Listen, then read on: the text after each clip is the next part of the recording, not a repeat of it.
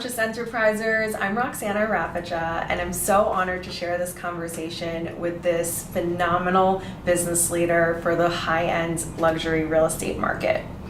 This conversation is with Shaun Osher, who is the founder and CEO of Core Real Estate, which is the premier boutique luxury real estate firm in New York City.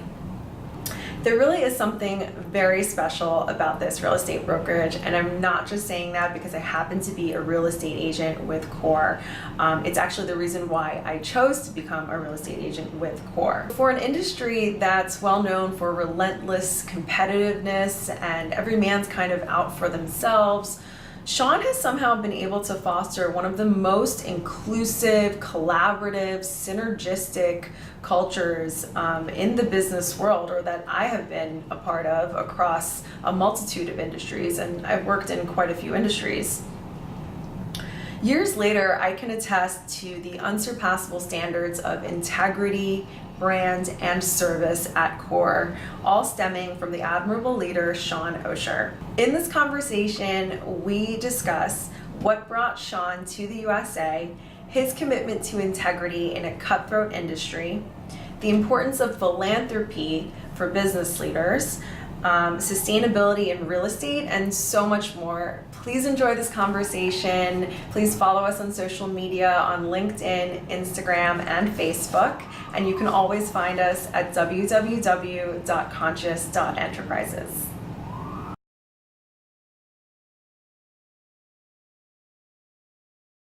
So Shaun Osher, thank you so much for being a part of Conscious.Enterprises. Sure. Fitting me into your very tight schedule. This is really amazing. You are the founder and CEO of Core, which is the premier boutique luxury real estate firm in New York City. Mm-hmm. I would love to start by just hearing a little bit about your backstory. Where were you born? How did you come to the US? And what brought you into real estate? I was born in Johannesburg, South Africa. I came to the US at the age of 21 to study jazz music via aeroplane, and studied jazz, played, performed, and segued into real estate because it was a very flexible career with a very low barrier of entry from an educational standpoint. Went into rentals, became a top sales agent, and then 11 years ago I started Core. Great. So that was in 2005, right? Mm-hmm. So what would you say your inspiration was to start Core for yourself? A lot of agents, have really long, successful careers just being agents. What made you start your own firm? I never ever thought I'd own my own firm. That was never really an aspiration of mine. I was led there because there was a lack of resource for the real estate agent in the industry at the time. There was really not a company that I felt close to or that resonated with me from a brand standpoint about the way that I was conducting my business. I felt that there was a void in the industry, and there wasn't a company that I felt would be able to service my clients. And what was that void exactly for you? A company with a very high level of integrity, ethical standards, quality marketing material, and consistency in brand. I think that was the most important thing, consistency. Great. Yeah, something that's really stood out to me since I've been in real estate for about 3 years, and learning how cutthroat and competitive this industry can be, and it's really got this vibe of every man for himself. Mm-hmm. It's been so admirable to see how you have fostered this kind of high integrity culture in Core, where it really does feel like a team, and you really you encourage so much, you treat everyone like family. Mm-hmm. How have you been so successful in fostering this kind of a culture, and why do you think other companies have not been able to do that? I think people want to work in a place they love. I think they want to share information and ideas, and when people are insecure in what they do, they kind of close. I kind of fostered the attitude that we were transparent as a company. We share ideas, information. There's enough out there for everyone, and we always look to do a better job than we're currently doing, and strive, to do as well as we can do. And I think people love that idea. They embrace it, and once you plant that seed, it germinates into a culture that kind of speaks for itself, and that's what we have here. It's really the people. It doesn't come from one place. It maybe starts in one place, but it emanates, throughout the whole company, and every single person plays a big part in the success of the culture. Yeah, awesome. So since 2014, mega developer related companies is a 50% owner of Core now? It's less than 50%, but a significant investor in Core. And I think I read in the New York Times article that Jeff Blau, who's the CEO of Related, talked about kind of trying to steal you away from Core and come work with him at Related. Clearly you did not do that. So what was that like? How did this kind of all come to fruition for you, and why did you turn it down?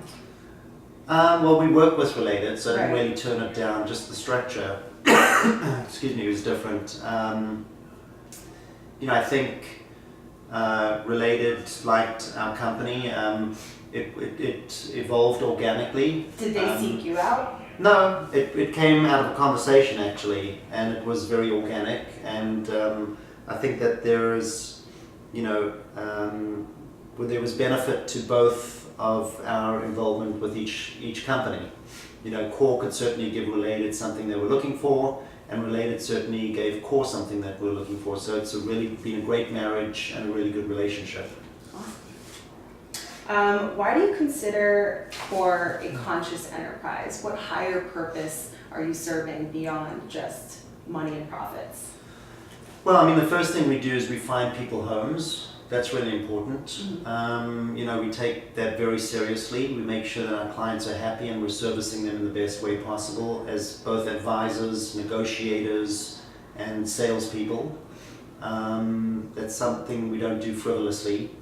And then, life is too short to really, keep that only do that. I feel that, we like to get involved in our communities. Real estate has a huge impact in communities. The way buildings are built, the way people live in buildings, that's a huge, impact in the way communities exist.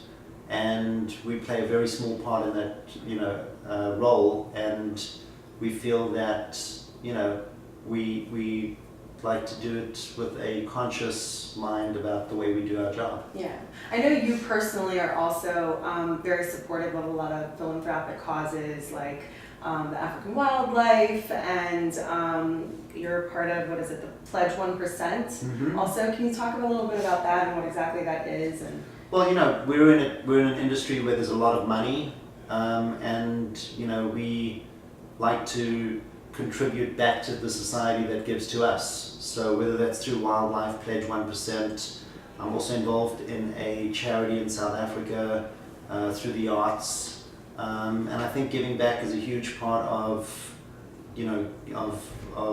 what people should be involved in. We don't want to just take; we want to give back, and we're very active in a lot of different things, with respect to that. Cool. Why do you think it's important for not just an individual on a personal level, but a business leader like yourself or other business leaders to take this responsibility and to be supportive of higher causes? Well, because the leader is the one who sets the tone. So, it's really important to be a role model and to stand up for what we believe in. And it's usually the leaders who have to do that. I think in a lot of industry there's a lack of leadership, but I certainly look and aspire to other leaders in industries who have been incredible and have blazed trails and have started the trail, but it seems like the community has followed. I think, Who are a couple of examples of Michael Bloomberg is a great example, probably the greatest mayor of any city ever. What he did for New York City was incredible. Yeah. And he led from the front, but I think a lot of his initiatives that were his idea have now been embraced globally, Right. With climate change, and just smart business. And I think, he's a great example of a great leader with great ideas who set the tone. Great. Did you ever find that it would have been easier for you to start this company or run this company along the years without this commitment to such, high integrity standards and doing things the right way with such ethical standards? Because there's a lot of other people, other agencies, other industries as well that take shortcuts in that respect.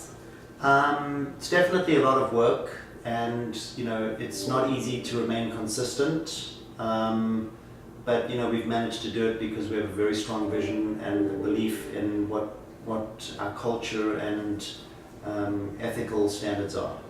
Yeah. And shifting gears here a little bit, in terms of responsibility to the environment and things like that, there are a lot more buildings these days that are being developed with a commitment to sustainability. I know 60 White Street, which you work very closely on right now in Tribeca, is one of these.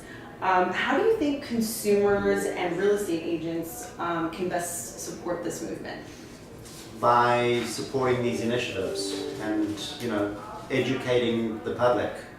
I think education is key. When people know what the effects of something are, they will respond a lot more proactively. Right. And who are like your top 2 or 3 developers or developments that are doing great things for sustainability right now? Honestly, in the US, there's really not that much. I think there's a lot more advanced thinking when it comes to sustainable housing outside of the US. Really? Like where? Europe, Mm-hmm. Australia. I think we lag very far behind the rest of the world when it comes to sustainable living. Why do you think that is? Ignorance. Like we're all just kind of in a bubble, not realizing what we're doing to the planet, sort of a thing? Yeah. Yeah. I think if you go to a place like South Africa and you see how, or Kenya or anywhere in Africa, and you see how the wildlife is being killed, and you actually see that we're obliterating species, Yes. you'll see firsthand and get it. That'll have a much stronger impact on you than, in a Manhattan apartment, Right. seeing a CNN news flash where everything is breaking news. It won't really resonate as much. Right, and then you make the choices in your daily life of where you're going to live and those sorts of things. That's great. You clearly have a very packed schedule, and you're very, I'm sure you deal with a lot of stressful things on a daily basis. Do you have like a regular ritual that you have, or a regular routine that helps you manage stress? I think managing stress is something you do 24/7. It's the way you respond to a crisis, or crisis, or many. And I think that, I do things that you're supposed to do. I get up early, I exercise. What kind of exercise do you do? I cycle a lot, and I do a lot of high intensity training. Oh, okay. So I'll do that 4 or 5 times a week. That's very important. I try and eat correctly.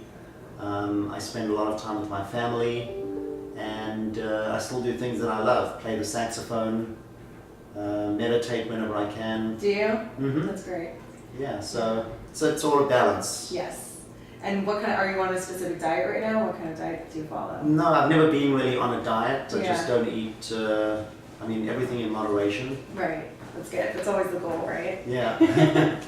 I always like to ask people, how do you measure success? I think that's a very personal thing. Yeah. What is it for you? Everyone measures success differently. To me, success is happiness.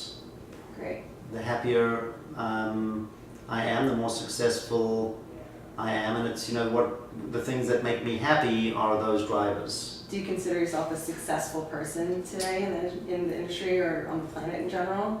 Well, I don't really let the industry or the planet dictate my happiness or success. Yeah.